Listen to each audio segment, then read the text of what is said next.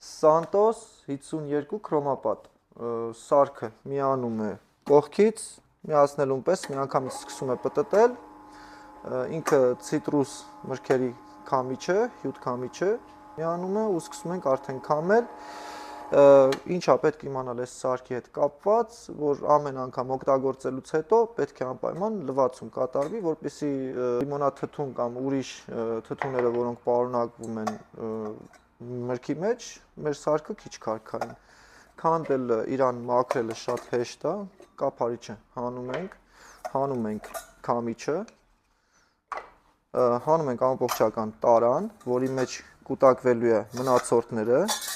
և հյութի մնացորդները, այսինքն մթերքի մնացորդները և հյութի մնացորդները։ Այս դետալները բոլորը կարելի է լվանալ,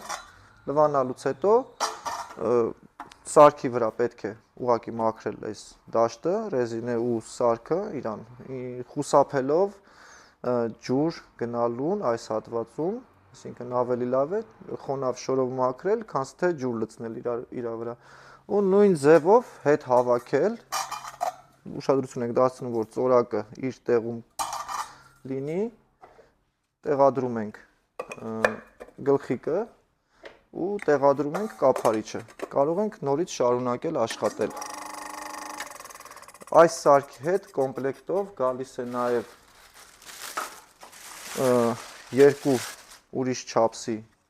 գլխիկներ, տարբեր չափի մթերք քամելու համար։ Փոխարինումը շատ հեշտ է, ուղղակի հանում ենք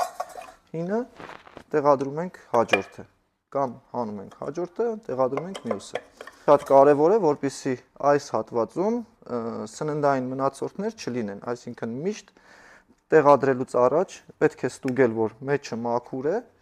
նոր տեղադրել, որպեսզի սարքը ավելի երկար ծառայի։